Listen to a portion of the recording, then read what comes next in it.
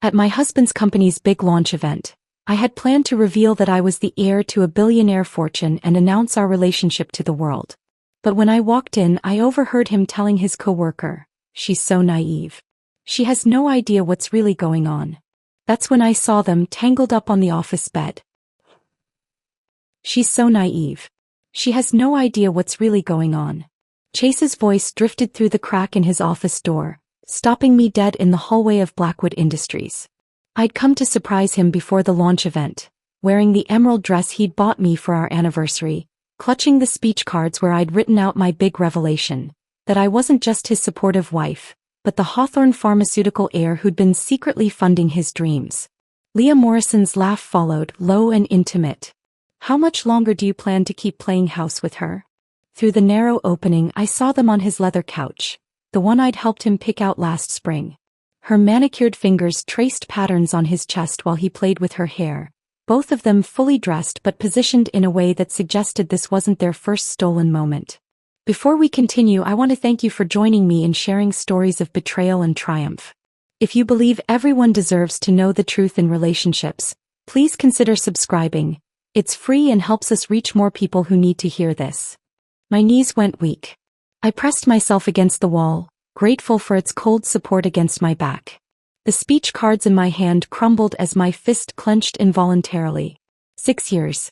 6 years of pretending to be ordinary, of hiding my inheritance to ensure his love was real, and this was my reward. "Just until after tonight's launch," Chase said, his hand sliding down Leah's back. "Once the funding is secured, I can start the separation process. The prenup I had her sign protects everything I've built." Everything he'd built. With my money. With the anonymous investments I'd funneled through shell companies to save his failing startup 3 years ago, 2 years ago, and again last spring when he'd nearly bankrupted the company through poor management. The irony tasted bitter in my mouth. "What about her family?" Leah asked. "Doesn't she come from money or something?" Chase laughed and the sound made my stomach turn. "Her grandmother left her some jewelry she keeps hidden in the kitchen drawer.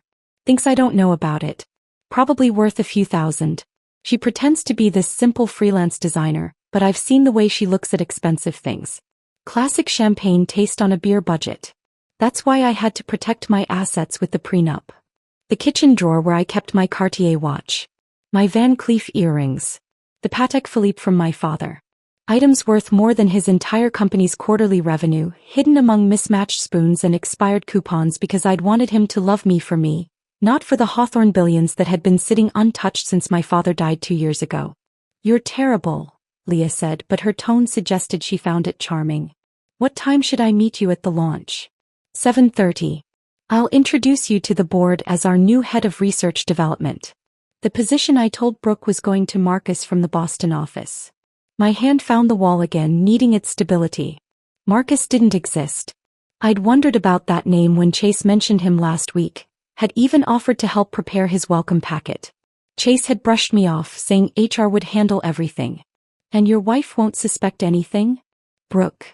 He said my name like it was something distasteful. "She'll be too busy playing the supportive wife role. He loves that stuff."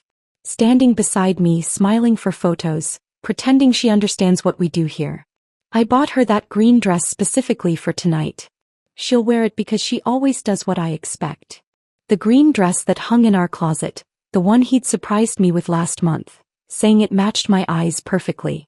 I'd been so touched by the gesture, by him remembering our anniversary when he'd been so consumed with work lately. Now I understood it was just another prop in his performance. My phone buzzed in my purse. A text from Nina, my only friend who knew the truth about my inheritance. "Are you really going through with telling him tonight? Please reconsider. Something feels wrong about all this." If only she knew how right her instincts were. I heard movement from inside the office, chairs scraping against the floor. They were standing up. I forced myself to walk, my heels clicking against the marble floor as I headed for the stairwell. No elevator. Too much chance of running into them when the doors opened. 20 minutes earlier, I'd been practicing my speech in the car. "Chase, there's something I need to tell you. I'm not who you think I am. I'm actually Brooke Hawthorne, and I've been supporting your dreams because I believe in you, because I love you." I'd imagined his face, the shock morphing into joy as he realized we could build an empire together. Now those words felt like poison in my throat. The stairwell door closed behind me with a decisive click, and I stood there in the fluorescent lighting, my designer shoes, which I'd told Chase were knockoffs, already pinching my feet. My phone rang. Chase's photo appeared on the screen, the one from our wedding day where he looked at me like I was his entire world. "Hey beautiful," he said when I answered, his voice warm and affectionate. "Just wanted to make sure you're still coming tonight. You're wearing the green dress, right?" "Of course," I heard myself say, my voice surprisingly steady. "Perfect. I have a huge surprise planned for after the announcement. Something that's going to change our lives forever." "I can't wait," I replied, and for once I meant it. Just not in the way he expected. "I should go," he continued. "Still in meetings. These investors are demanding. But after tonight everything will be different. I promise." "Yes," I agreed. "Everything will be different." The call from Harrison Blackstone came 3 days later, while I was pretending to work on a logo design for a fictional client. My laptop screen showed Adobe Illustrator, but my mind kept replaying Chase's words, Leah's laugh, the casual cruelty of their conversation. When Harrison's name appeared on my phone, I almost didn't answer. The Hawthorne estate lawyers only called when something was wrong. "Brooke, we need you here immediately," Harrison said without preamble. His voice carried the weight of 40 years in estate law. "There are documents requiring your signature by end of business today, or we're looking at a 7-figure tax penalty on your father's pharmaceutical patents." I glanced at the clock. 2 in the afternoon. Chase wouldn't be home until midnight as usual, but I'd still need an excuse for being out. "How long will this take?" 2 hours minimum. These are complex transfers involving the European holdings.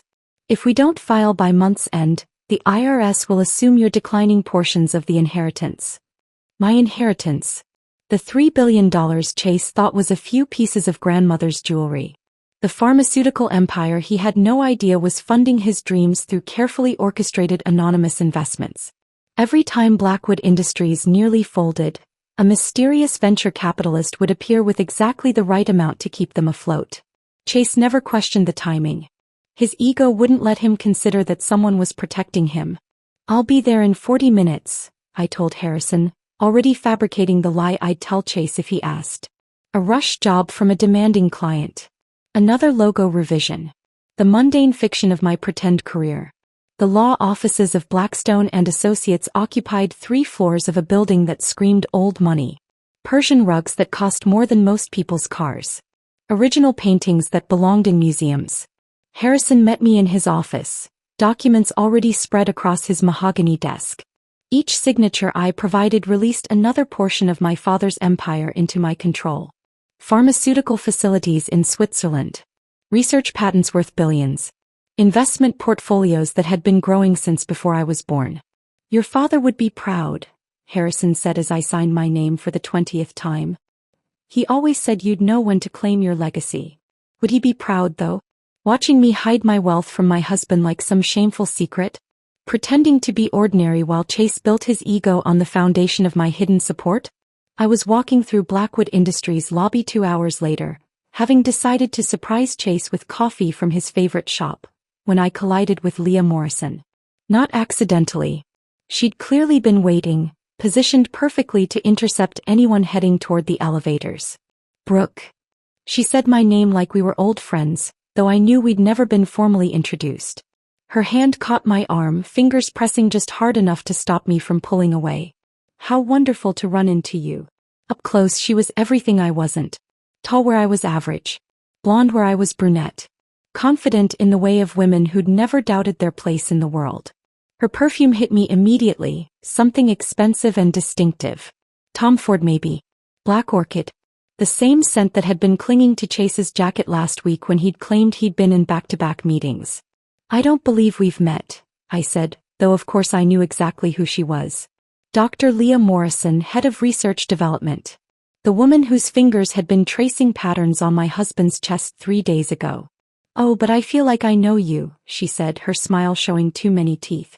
"Chase talks about you constantly. How devoted you are. How supportive." She paused, her eyes scanning my outfit. The deliberately modest dress from Target. The knockoff designer bag I carried to maintain my cover. It must be so hard having a husband who works such long hours. The sympathy in her voice was so fake it could have been manufactured in a laboratory. She squeezed my arm again and I caught another wave of that perfume. Definitely black orchid. Definitely the same scent that had been on Chase's clothes. He's dedicated to his work, I replied, keeping my voice neutral. Oh yes, very dedicated. Something flickered in her eyes. Amusement maybe. Or triumph. We were just in a meeting until 3 this morning. Strategic planning for the launch. Your husband has such stamina. The coffee in my hand felt suddenly heavy. 3 in the morning. He texted me at 11 saying he was heading home soon. Another lie to add to the collection I was building. I should go, I said, stepping toward the elevator. Of course. She released my arm but leaned in close, her voice dropping to a whisper. That's a lovely dress, by the way. Target has such nice things these days. She walked away before I could respond, her heels clicking against the marble with the confidence of someone who'd already won a game I hadn't known we were playing. I stood there holding the coffee that was growing cold, wondering how she knew where I shopped. Had Chase told her? Laughed about his wife's bargain hunting while they conducted their strategic planning sessions? The surprise got worse that evening. Chase's mother Eleanor arrived unannounced at 7, using the spare key we'd foolishly given her for emergencies. I was setting the table with my grandmother's Bernardin china, the set worth $30,000 that I'd told Chase I'd found at an estate sale for $200. Brooke, darling, Eleanor said, though her tone suggested I was anything but. She air-kissed my cheek while her eyes catalogued everything wrong with our penthouse. I was in the neighborhood. She lived in Connecticut. Nothing about Manhattan was her neighborhood. Chase isn't home yet, I said, though she already knew that. She never visited when her son was around to buffer her criticisms. Perfect. We can have girl talk. She settled into our living room like a queen granting an audience. This place is looking rather tired, isn't it? Perhaps after the launch, you can afford to redecorate. The penthouse was immaculate. I'd spent a fortune making it appear middle-class comfortable while hiding anything that might reveal my wealth. But to Eleanor, who knew nothing of my inheritance, we were simply not good enough. We're comfortable, I said, pouring her wine from a bottle I'd claimed was from Trader Joe's but had actually cost $300. Comfortable. She said the word like it tasted bad. Well, I suppose that's something. Though at your age I'd already given Charles 3 children. Chase isn't getting younger, you know. The children conversation. We had it every time she visited. What she didn't know was that Chase had been postponing that discussion for 2 years, always claiming we needed to be more financially stable first. Now I wondered if he'd been waiting until he could leave me for Leah. Speaking of suitable marriages, Eleanor continued, swirling her wine, I ran into Leah Morrison at the club yesterday. Such good breeding. Her father's in pharmaceuticals, you know. Old money. The kind of background that would complement Chase's ambitions perfectly. The wine glass trembled in my hand. She seems nice. Nice. Eleanor laughed. Darling, she's exceptional. Harvard Medical School. Published researcher. The kind of woman who understands Chase's work. Her eyes fixed on me with surgical precision. Not that you don't try, dear. But some things require a certain level of sophistication. I served dinner on my grandmother's china while Eleanor continued her monologue about Leah Morrison's virtues. Each piece I set down was worth more than Eleanor's monthly mortgage, but she saw only what I wanted her to see. Mismatched Target plates. A middle-class wife playing dress-up in a world she didn't belong in. After she left, I was cleaning the kitchen when I found it. Chase's gym bag, forgotten in the corner behind the recycling. Inside, beneath his workout clothes, was a receipt that made my heart stop. The Ritz-Carlton, Boston. 2 nights. A king suite.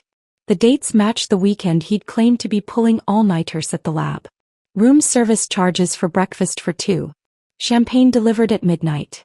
When Chase finally came home at 11:30, I was still holding the receipt. How was Boston? I asked. He didn't even pause while hanging up his coat. What do you mean? I haven't been to Boston in months. I stood there holding the receipt while Chase hung up his coat, his lie about Boston hanging in the air between us like a physical presence. My hands weren't shaking anymore. They'd gone past that into a strange numbness that spread up my arms and into my chest. He walked past me toward the bedroom, loosening his tie, completely unaware that I held evidence of his deception in my hands. The next morning, I called in sick to my fictional freelance projects and did something I'd never done before. I followed my husband. He left at 8:30, normal time, normal routine. Kissed my cheek with lips that had probably kissed Leah in that Boston hotel room. Told me not to wait up because Tuesday meetings always ran late. Tuesday. I made a mental note. At noon, I positioned myself at a coffee shop across from Chez Laurent, the French restaurant where Chase claimed he could never get reservations. Through the window, I watched him arrive first, checking his watch, smoothing his hair. He'd changed shirts since this morning. The blue one I'd bought him for Christmas replaced with the gray one Leah had complimented at last month's company dinner. She arrived 10 minutes later, and the way his face lit up made my chest constrict. He stood to greet her, his hand lingering on her lower back as he guided her to their table. A corner booth, intimate and partially hidden from view. The waiter brought champagne without being asked. This was clearly their regular spot, their regular Tuesday routine. Her hand reached across the table, fingers intertwining with his while they looked at menus they probably knew by heart. She threw her head back laughing at something he said, and he watched her with an expression I recognized. The same way he used to look at me when we were dating, when I was still mysterious and exciting, before I became furniture in his carefully constructed life. When they left at 2:30, Chase helped her into her coat with such tenderness that I had to look away. His hands lingered on her shoulders, adjusting the collar, tucking a strand of hair behind her ear. The same gestures he'd once reserved for me, now performed on a sidewalk in broad daylight where anyone could see. Where his wife could see. I drove to Nina's apartment instead of going home. She took one look at my face and pulled me inside, already reaching for the wine. We sat on her couch, the same one where she'd helped me practice my revelation speech just 2 weeks ago, back when I thought my biggest problem was timing the announcement perfectly. I have to tell you something, Nina said suddenly, her hands twisting in her lap. I've been trying to figure out how to say this for weeks. The wine in my glass sloshed dangerously as I set it down. What? 3 weeks ago, I was downtown looking for a birthday gift for my mom. She was crying now, tears streaming down her face. I passed Cartier and through the window I saw Chase. He was with a blonde woman. He was trying on rings, Brooke. Engagement rings. The room tilted slightly. I gripped the couch cushion to steady myself. Leah. You know her. She works at Blackwood. Head of Research Development. The words came out mechanical, like I was reading from a company directory. Harvard Medical School. Old money. Good breeding, according to Chase's mother. Nina grabbed my hands, her own trembling. He was buying her a ring, Brooke. The sales associate was bringing out different settings. She was posing with each one, taking selfies. They looked so happy. I wanted to storm in there to scream at him, but I froze. I've been carrying this guilt for 3 weeks. I'm so sorry I didn't tell you sooner. An engagement ring. While he was still married to me. While he was still coming home to our bed, eating dinners I cooked, playing the devoted husband at company functions. The audacity of it stole my breath. When did you say this was? I asked, my mind racing through dates. 3 Tuesdays ago. Around 2 in the afternoon. Tuesday. Their regular day. Lunch at Chez Laurent followed by ring shopping. How romantic. How perfectly planned. I wondered if he'd already proposed, if she was wearing the ring somewhere I couldn't see it, or if he was waiting until after the launch. After he'd secured his funding and could dispose of me without risking his company. That night I waited until Chase was deeply asleep, his breathing even and heavy. His phone was charging on his nightstand, but I didn't need it. I had something better. Access to our joint accounts, the ones he didn't know I monitored through my own banking app. I sat at the kitchen table with my laptop, the screen brightness turned down low, and started digging. There they were, small transfers every week. 500 here, 700 there, always to the same account number I didn't recognize. The transfers had been happening for over a year, labeled as investment planning or portfolio diversification. $50,000 systematically moved out of our joint savings. But I knew those patterns. I'd managed hundreds of millions in Hawthorne funds, had seen every type of financial maneuvering possible. This wasn't investment planning. This was an exit strategy. He was building a nest egg, probably in an account under only his name, preparing for the divorce he thought was coming after the launch. The irony almost made me laugh. He was stealing what he thought was his own money, not knowing that every penny in our accounts had come from my inheritance, carefully laundered through fake freelance projects and imaginary clients. He was embezzling from the Hawthorne empire without even knowing it existed. At 3 a.m, a phone buzzed. Not his regular phone, but a sound coming from his jacket pocket. A second phone like some character in a bad spy movie. He slipped out of bed, grabbing the jacket, and shut himself in the bathroom. But our apartment had thin walls, and I'd learned years ago that if you pressed your ear against the heating vent, you could hear everything. The timeline is tight, he whispered. The launch is Thursday. I need 2 more days to get everything in position. A pause while someone responded. No, she suspects nothing. Brooke's too trusting. She actually bought the story about Marcus from the Boston office. Soft laugh. I know. She even offered to help with his welcome packet.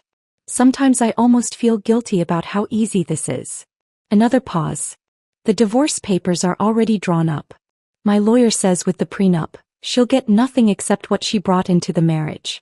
Which is basically some old jewelry and whatever she's saved from her little design projects. My little design projects that had funneled $3 million into Blackwood Industries over the past 6 years.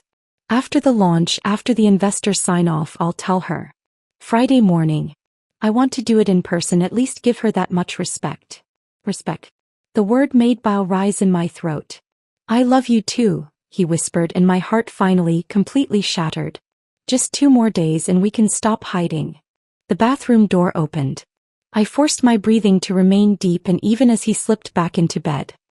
He lay beside me, this stranger wearing my husband's face, and within minutes was asleep again.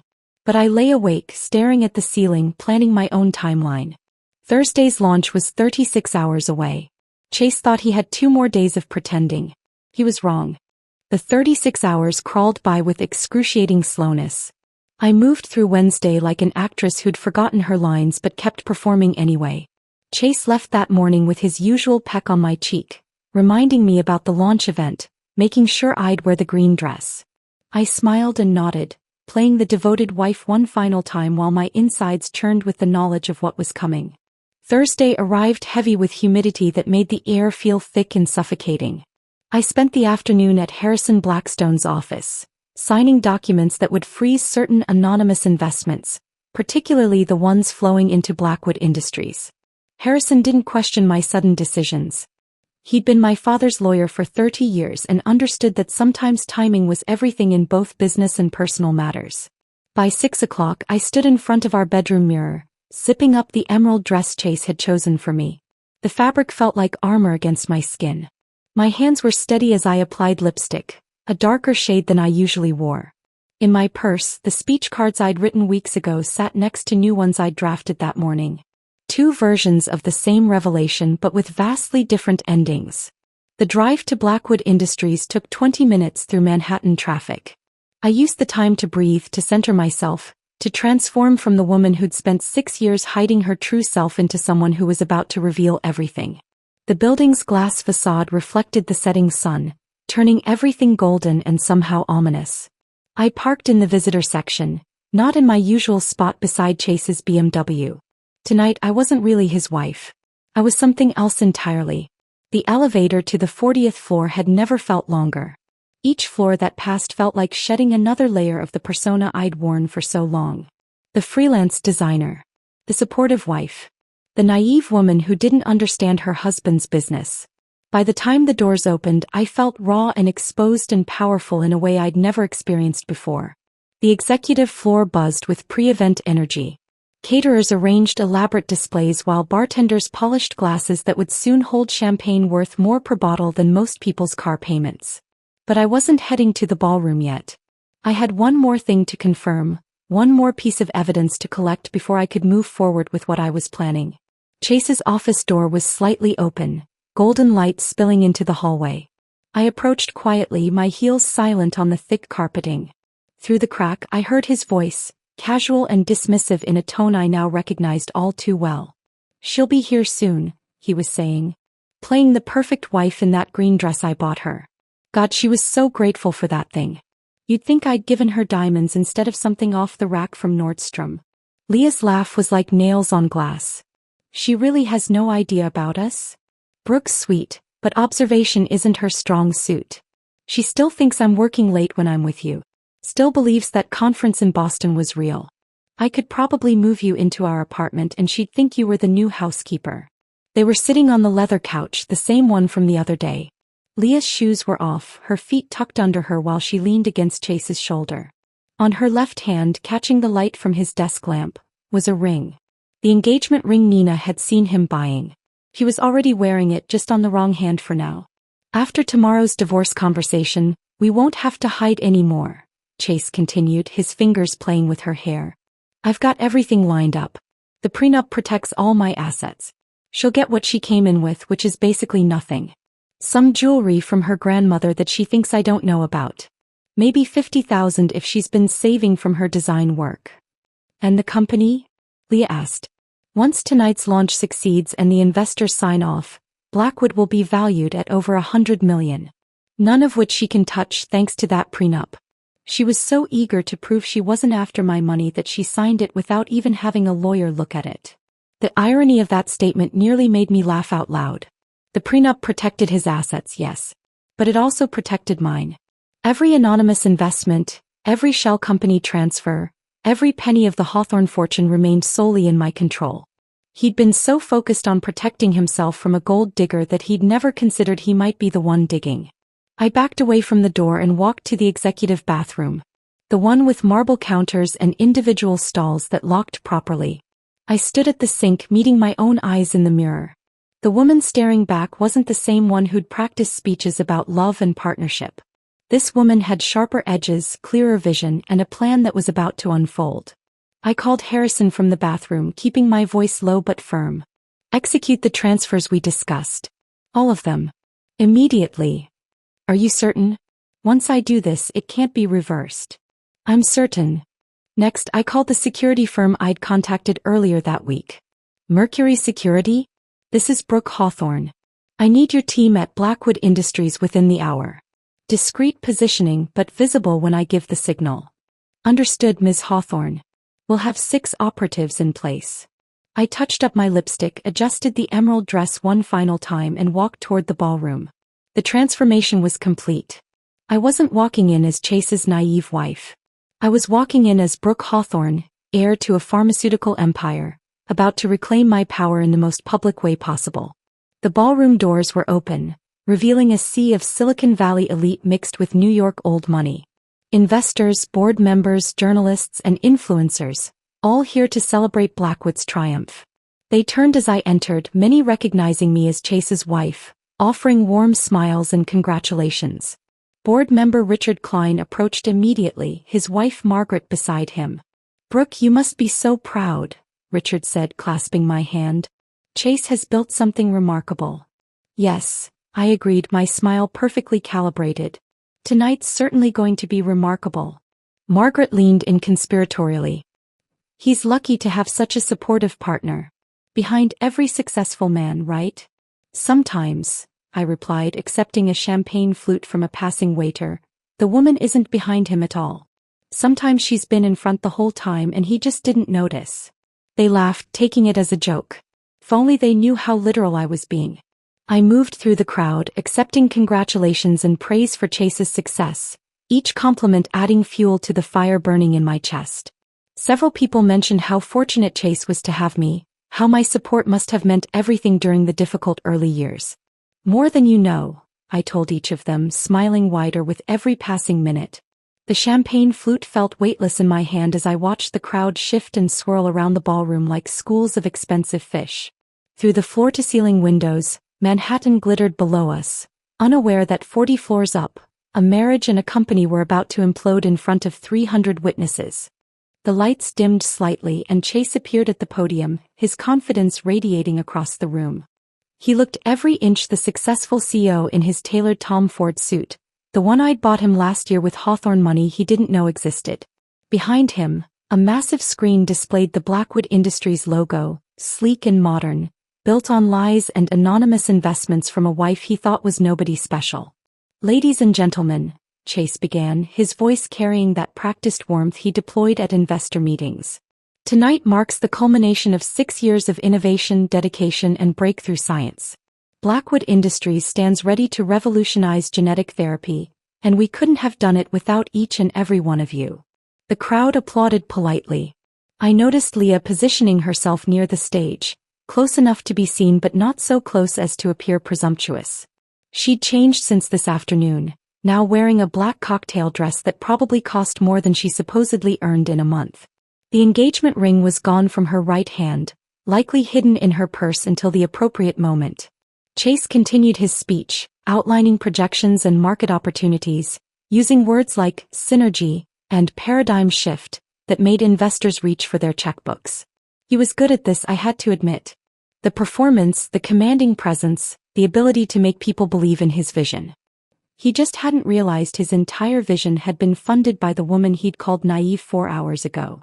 "Before we continue with the technical presentation," Chase said, his smile broadening, "I want to take a moment to thank someone very special. My wife, Brooke, who has been my rock throughout this journey. Sweetheart, would you come up here?" The crowd turned to me, applauding warmly.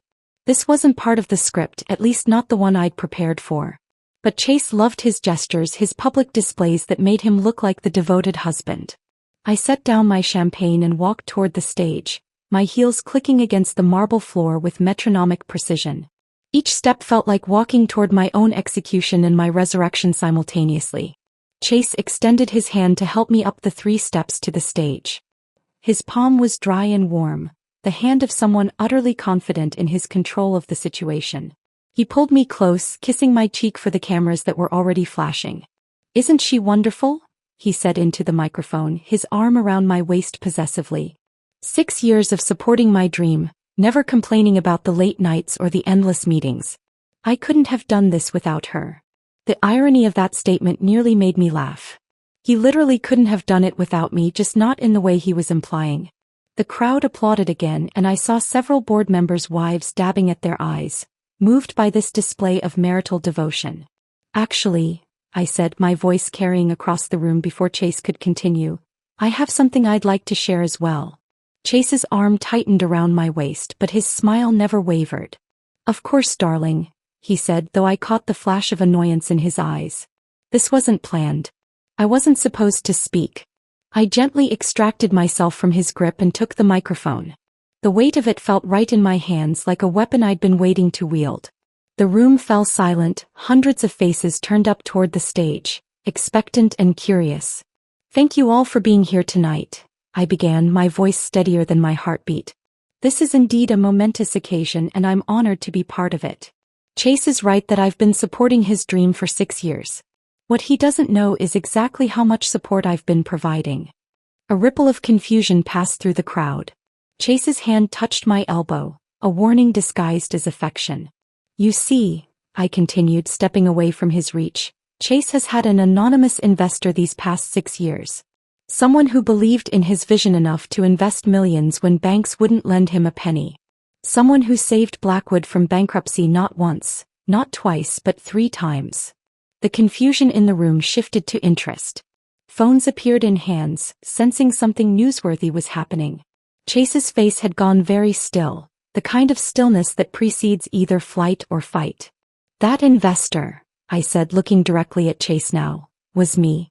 Brooke Hawthorne, sole heir to Hawthorne Pharmaceuticals, and the woman you called naive this afternoon while you were wrapped around Leah Morrison on your office couch." The gasp that went through the room was almost physical, like all 300 people had inhaled simultaneously. Chase's mouth opened, closed, opened again, like a fish suddenly removed from water. His hand shot out to grab the microphone, but I stepped back, keeping it out of his reach. "That's ridiculous," he managed to say, his voice carrying even without amplification. "Brooke, what are you doing?" I pulled out my phone, connecting it to the presentation system with the click of a button. Harrison Blackstone had arranged this technical capability yesterday, ensuring I could display whatever I needed on the massive screen behind us. The first document appeared. Bank records showing transfers from Hawthorne Holdings to Blackwood Industries, dated and documented, millions of dollars flowing from my inheritance into Chase's company. "Every major funding round," I said, my voice growing stronger with each word, "every emergency injection of capital, every bridge loan that kept this company alive came from Hawthorne money. My money. The money Chase didn't know I had because I wanted to be sure he loved me for myself, not my inheritance. The screen changed to show a photo Harrison had provided. My father and me at a Hawthorne board meeting 5 years ago, clearly identifying me as his daughter and heir. Then another document. The shell company paperwork showing how the investments had been structured to remain anonymous. Leah had started moving toward the exit, but the Mercury security personnel were already in position, their presence subtle but effective. She stopped, trapped between the crowd and the security team, her face pale under the ballroom lights. But that's not even the best part, I continued, feeling the power of the moment coursing through me. This afternoon, while preparing for tonight's event, I discovered some interesting financial irregularities. It seems someone has been moving money out of Blackwood's operational accounts into personal holdings. Someone has been billing personal expenses as company costs. Someone has been committing what I believe the FBI would call embezzlement and fraud. The screen filled with the evidence I'd gathered over the past 3 days. The doctored invoices, the suspicious transfers, the Boston hotel bill charged to the company as a conference expense, when no conference existed. Chase's face had gone from pale to gray, his hands gripping the podium like it might keep him from drowning. Security, someone called out from the crowd. Someone call security. But the security team was mine, and they weren't moving except to keep the exits controlled.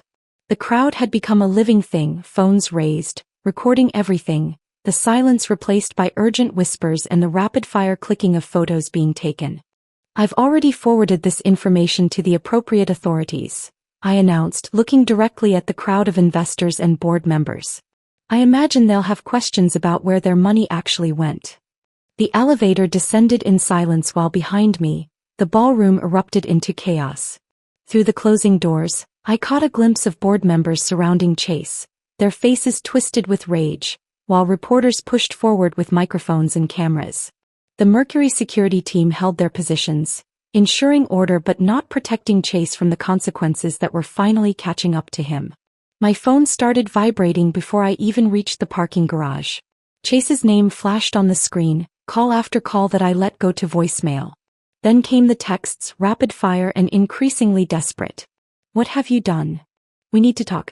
This is insane. You don't understand what you've just destroyed. Answer your phone now. I turned the device to silent and slipped it into my purse as I walked to my car. The valet, a young man who'd always been kind to me, handed over my keys with wide eyes. He'd clearly heard what had happened upstairs. News traveled fast in buildings like this, especially when it involved public humiliation and federal crimes. The drive to our penthouse took 15 minutes through unusually light traffic. I used the time to call Harrison Blackstone, who answered on the first ring despite it being nearly 10 at night. I watched the live stream, he said without preamble. Several reporters were broadcasting. You handled that remarkably well. I need the divorce papers filed first thing tomorrow morning, I said, my voice surprisingly steady. And I need you to freeze all joint assets immediately. Already in motion. I took the liberty of preparing everything after our meeting yesterday. The prenuptial agreement Chase insisted on is actually quite favorable to you, since it protects all premarital assets and inheritances. He essentially locked himself out of the Hawthorne fortune without realizing it existed. The irony of that wasn't lost on me. Chase had been so concerned about protecting his future earnings from a gold-digging wife that he'd signed away any claim to my billions. His lawyer had probably congratulated him on his foresight.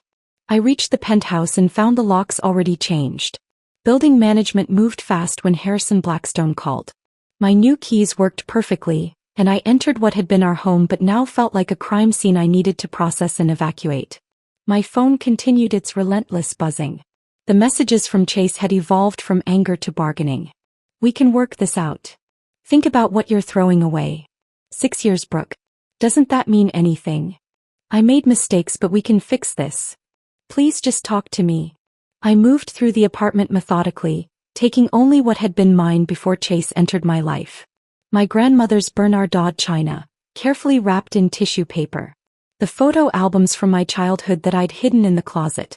The jewelry I'd kept concealed in the kitchen drawer, including the Cartier watch and Van Cleef pieces that were worth more than Chase's car. Everything else. The furniture we'd chosen together, the art we'd bought on our honeymoon, the expensive gifts he'd given me over the years, I left behind. They were props from a performance I was no longer participating in. Nina arrived at midnight with boxes and fierce loyalty. She took one look at my face and pulled me into a hug that nearly broke my composure. "I'm proud of you," she whispered. "What you did tonight was incredible." "I feel numb," I admitted, continuing to pack while she helped. "I thought I'd feel vindicated or angry or something, but I just feel empty." "That's shock," she said, wrapping another piece of china. "The emotions will come later. Right now we just need to get you out of here." Chase's messages had shifted again, this time toward threats. "You've destroyed everything I've worked for. The FBI is seizing our accounts because of your stunt. My lawyers will bury you. You think you've won, but this isn't over. No one humiliates me like this." I showed them to Nina, who immediately forwarded them to Harrison. Evidence of harassment would be useful if Chase decided to escalate beyond angry texts. Though given that federal investigators were probably already preparing charges against him, he had bigger problems than our divorce. By 2 a.m, we had my belongings loaded into Nina's SUV and a small moving truck. The penthouse looked strange with my presence erased from it, like a stage set after the play has ended. I left my keys on the granite counter along with the wedding ring I'd removed in the elevator. No note. No explanation. The empty space where I'd existed would say everything necessary. The drive to the Hamptons took 2 hours through empty highways. I'd inherited the estate when my father died, but I'd never lived there, keeping it maintained through a management company while I played at being middle class in Manhattan. As we pulled through the gates, motion sensors triggered subtle lighting that illuminated a house I'd only visited 3 times since the funeral. 20 rooms of pristine loneliness spread before us. The foyer alone was larger than most apartments, with a chandelier that had supposedly belonged to some railroad baron in the 1890s. Nina whistled softly as we carried boxes through rooms that echoed with our footsteps. "This is insane," she said, setting down a box in what would be my bedroom. "You own this whole place and you've been living in that penthouse pretending to be ordinary?" "I wanted to be loved for who I was, not what I had," I said, the words sounding hollow now. "Look how well that worked out. We found champagne in the wine cellar, vintage bottles worth thousands, and drank it from paper cups we'd brought from a gas station. The contrast seemed appropriate somehow, sitting in a mansion worth $40 million, drinking champagne from convenience store cups while my marriage imploded across every media platform in the country." Harrison called at 4 a.m. "Federal agents raided Blackwood Industries an hour ago. They're seizing all computers and financial records. Chase has been taken in for questioning. Leah Morrison as well." "Already?" I sat up straighter in my father's leather desk chair, the one he'd imported from England decades ago. "Your documentation was very thorough. Combined with what they're finding in the computers, they have enough for arrest warrants by morning. Also, 3 major investors have already filed civil suits against Chase personally. The prenup won't protect him from those."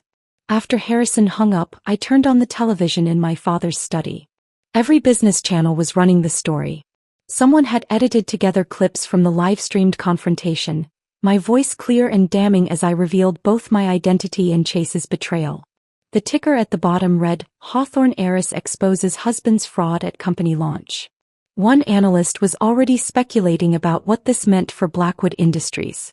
Without the Hawthorne funding, which apparently accounted for 70% of their capital, the company is essentially worthless. Add in the fraud allegations and the FBI investigation, and we're looking at complete collapse by market open. Nina found me there as sunrise painted the ocean visible through the study windows. She brought coffee in actual mugs this time, and we sat together watching my old life dissected by strangers on television. "How do you feel?" she asked carefully. I considered the question. In 12 hours, I'd gone from being Chase's naive wife to exposing myself as a billionaire heiress who'd taken down her husband's company on live television. My phone showed hundreds of messages from numbers I didn't recognize. Reporters probably, or people who suddenly remembered we'd been friends in college. "Free," I said finally and meant it. The word "free" had barely left my lips when Nina's phone buzzed with a news alert. She held it up, showing a video of Chase being led from Blackwood Industries in handcuffs, federal agents flanking him on both sides. His face, captured in harsh morning light, looked hollow and defeated, nothing like the confident man who'd stood at a podium 12 hours earlier promising to revolutionize genetic therapy. The footage played on loop across every business channel. Chase stumbling slightly on the curb, an agent steadying him with a grip on his elbow. The careful way they guided his head as he entered the federal vehicle, protecting him from hitting the door frame even as they arrested him for crimes that could mean a decade in prison. Behind him, another team escorted Leah Morrison, her perfect composure finally shattered, mascara streaking down her cheeks as photographers captured every moment of her downfall. Harrison called within minutes of the footage airing. The FBI has expanded their investigation. They found evidence of additional fraud going back 3 years. Apparently, Ms. Morrison was selling proprietary research to competitors while billing Blackwood for consulting fees that never happened. She's looking at conspiracy charges, corporate espionage, and wire fraud. I moved to the window of my father's study, looking out at the Atlantic Ocean stretching endlessly before me. The Hamptons estate had views that could make you forget the rest of the world existed, but I couldn't escape the reality of what was happening 40 miles away in Manhattan. My phone showed 73 missed calls from Chase, 20 from numbers I didn't recognize and 1 from Eleanor, Chase's mother. That one I almost answered, then thought better of it. She could wait. The bankruptcy proceedings moved with stunning speed. By the following Tuesday, less than a week after the launch event, Blackwood Industries had filed for Chapter 7 liquidation. The investors who'd threatened civil suits had frozen what few assets remained, and without the Hawthorne funding that had kept it afloat, the company collapsed like a house built on sand. Harrison arranged for Hawthorne Pharmaceuticals to bid on the patents and research assets. A formality really, since no other company wanted to touch anything associated with the scandal. "We're offering $10 million for the entire patent portfolio," Harrison informed me during a meeting in the estate's formal dining room, papers spread across a table that could seat 20. "The research is actually quite valuable, properly managed. The scientists did good work despite the leadership failures. Make sure the research team knows they'll have jobs if they want them," I said, signing the acquisition papers. "They didn't create this mess. They shouldn't suffer for Chase's crimes." The auction itself took place in a sterile conference room in Lower Manhattan. I didn't attend, but Harrison's associates sent updates. Chase's executive team watched their life's work get carved up and sold for pennies on the dollar. The legitimate assets went to Hawthorne. The office furniture and equipment went to liquidators. The executive floor's expensive furnishings, including Chase's precious awards and diplomas, sold for less than $1,000 total. Eleanor finally reached me on day 8, after I'd ignored 6 voicemails that progressed from demanding to desperate. She showed up at the estate's gates unannounced, forcing me to decide whether to let her in or leave her standing there like a door-to-door salesperson. Against my better judgment, I had security escort her to the front entrance. The woman who walked into my father's study bore little resemblance to the Eleanor who'd criticized my housekeeping and questioned my worthiness as her son's wife. Her usually perfect hair hung limp, her designer clothes looked slept in, and her eyes held the kind of desperation I recognized from people who'd lost everything they thought mattered. "Please," she said before I could speak, sinking into the chair across from my desk without being invited. "You have to help him. You have to tell them this is all a misunderstanding." "There's no misunderstanding, Eleanor. Your son embezzled funds, committed fraud, and destroyed the lives of hundreds of employees who trusted him. He made mistakes," she said, tears flowing freely now, destroying makeup that had probably taken an hour to apply. "But he doesn't deserve to lose everything. He's my only child, Brooke. Surely you can understand a mother's love." I thought about all the dinners where she'd compared me unfavorably to Leah Morrison. The constant suggestions that Chase had married beneath himself. The subtle and not so subtle insults about my supposed middle-class background. But looking at her now, broken and begging, I felt something I hadn't expected. Not forgiveness, certainly not that, but a kind of weary pity. "I can't help Chase," I said firmly. "He created this situation through his own choices. But I can ensure your personal trust fund remains protected from the civil suits. The one your late husband established. It's modest, but it will keep you comfortable." She sobbed harder, whether from relief or continued desperation I couldn't tell. After she left, Nina found me standing at the window again, watching the sun set over the ocean. "That was more generous than she deserved," Nina observed. "She's a bitter, selfish woman who raised a son in her image," I replied. "But she doesn't deserve to be homeless because Chase turned out exactly like she taught him to be."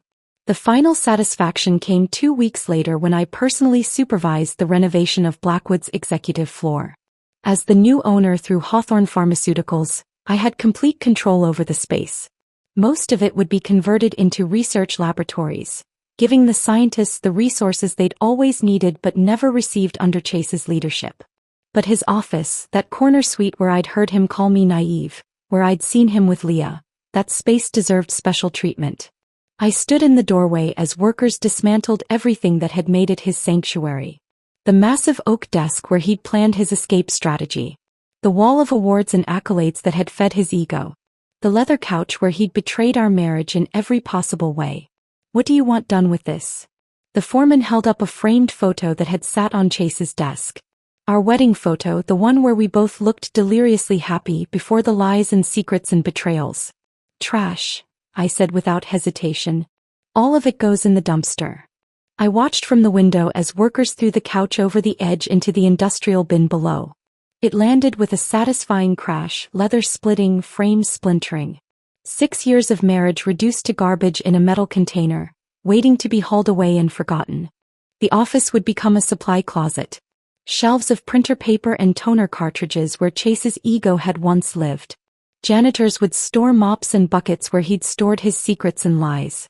Every time someone needed office supplies, they'd walk through the space where Chase Blackwood thought he was building an empire, never knowing they were standing in the ruins of a man who'd mistaken cruelty for strength and deception for intelligence. As I signed the final renovation orders, my phone buzzed with a text from an unknown number. I almost deleted it, assuming it was another reporter, but something made me read it. Ms. Hawthorne, this is Dr. Patricia Kim from the research team. Thank you for saving our jobs and our work. We won't let you down. The research team didn't know it yet, but under Hawthorne's leadership, they would complete the genetic therapy breakthrough Chase had promised but never delivered. Their work would save lives, make headlines for the right reasons, and prove that good science could survive bad leadership. Chase would watch from federal prison as his former employees achieved everything he'd pretended to be building. The message from Dr. Patricia Kim stayed with me through the months that followed. A small reminder that something good could emerge from the wreckage. 6 months passed in a blur of legal proceedings, corporate restructuring, and learning to inhabit the life I'd hidden for so long. The Hamptons estate no longer felt like a museum I was visiting but had become home, its 20 rooms gradually filling with actual life instead of echoing emptiness.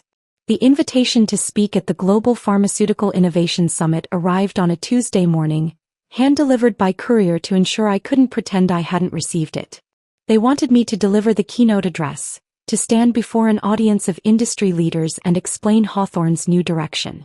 The same podium where Chase had planned to announce Blackwood's breakthrough would now be mine. I stood before the mirror in my bedroom that morning, but this time I wasn't hiding anything. The Cartier watch gleamed on my wrist. The designer suit I wore cost more than most people's monthly salary, and I no longer pretended otherwise. My reflection showed someone I was still learning to recognize. Confident without arrogance, powerful without cruelty, authentic in a way I'd never been allowed to be before. The conference center hummed with familiar energy when I arrived. Many of the same faces from that night 6 months ago filled the audience, though their expressions had changed. Where once they'd shown polite interest in Chase's promises, now they watched me with genuine curiosity and perhaps a touch of wariness. Everyone knew the story of the naive wife who'd turned out to be a billionaire, who'd brought down her husband's empire while building something better from its ashes. "Good morning," I began, my voice carrying clearly through the room without the tremor that had once accompanied public speaking. 6 months ago, many of you witnessed what happens when ambition operates without ethics, when success is built on deception rather than genuine innovation.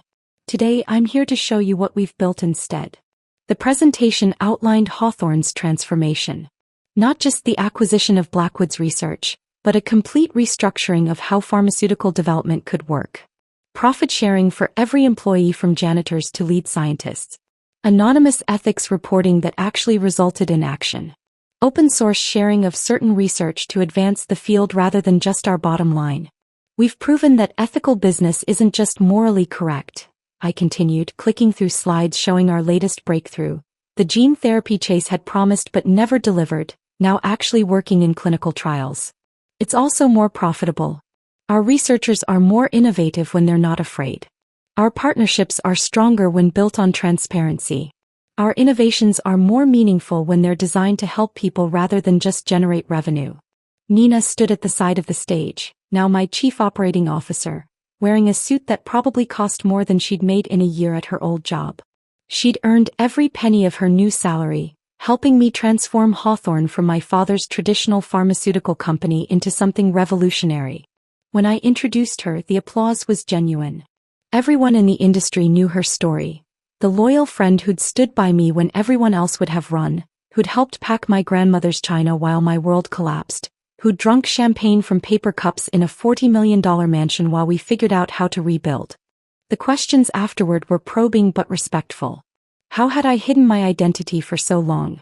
What made me finally reveal the truth? Did I regret the way it had happened? I answered honestly, admitting that living a double life had been exhausting, that love had made me do foolish things, that sometimes the truth needs a dramatic reveal to be believed. 3 hours later, I was walking toward my car when I saw him.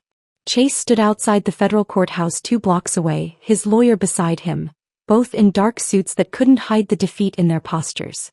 The sentencing had been that morning. I'd known but chosen not to attend.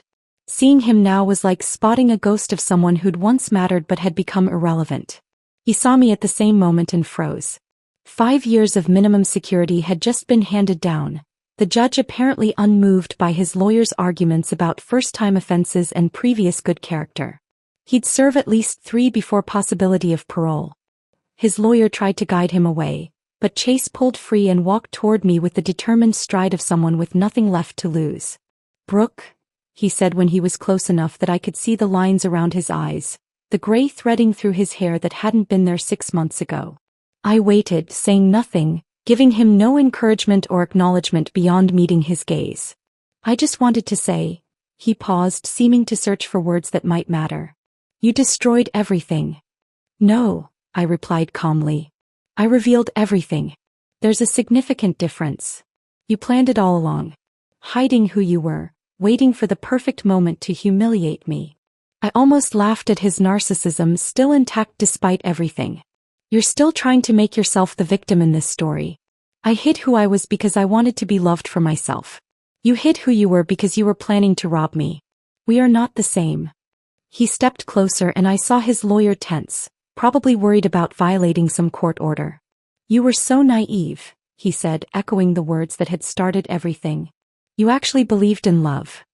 "You were right about one thing," I said, my voice steady as granite. "I was naive. But naivety can be cured with experience. What you have, the selfishness, the cruelty, the complete inability to value anything beyond yourself, that's terminal."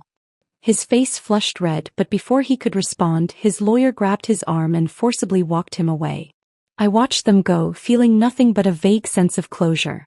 Chase would spend the next 5 years in federal prison, then emerge to find an industry that had moved on without him, where his name was synonymous with scandal rather than success. That evening, I sat in my father's study as sunset painted the ocean in shades of amber and gold. In my hands was the letter he'd left with the estate documents, one I'd read 100 times but only now truly understood. "My dearest Brooke," it began in his precise handwriting. "If you're reading this, then you've finally claimed your inheritance. Not the money, that's just numbers and accounts, but the responsibility that comes with it. I kept this from you not because I didn't trust you, but because I wanted you to discover who you were without its weight. True wealth isn't what you inherit, it's what you become when tested. The money can be lost, stolen, or squandered. But the person you become through trial and triumph, that's yours forever. I believe you'll become someone remarkable. Love always, Dad." The letter trembled slightly in my hands as tears I hadn't expected blurred the words. Through the window, the ocean stretched endlessly, and somewhere beyond the horizon the future waited. Not the future I'd planned with Chase, built on lies and hidden identities, but something real and solid and entirely my own. Tomorrow, the research team would present their latest findings. Next week, we'd announce 3 new partnerships with companies that shared our values. Next month, the first patients would receive the gene therapy that might save their lives. The empire I'd inherited had become something greater than my father had imagined, not just profitable but purposeful. Some women inherited fortunes and spent them. Others inherited fortunes and hid them. I'd done both and learned that neither brought happiness. True satisfaction came from using that fortune to build something meaningful, surrounded by people who valued loyalty over pedigree and truth over appearance. If this story of calculated revenge kept you on the edge of your seat, hit that like button right now. My favorite part was when Brooke revealed her identity as the Hawthorne heir at the launch event. Watching Chase's face drain of color as he realized his naive wife had been funding his dreams all along. What was your favorite moment of sweet justice? Drop it in the comments below. Don't miss more thrilling stories like this. Subscribe and hit that notification bell so you never miss an upload.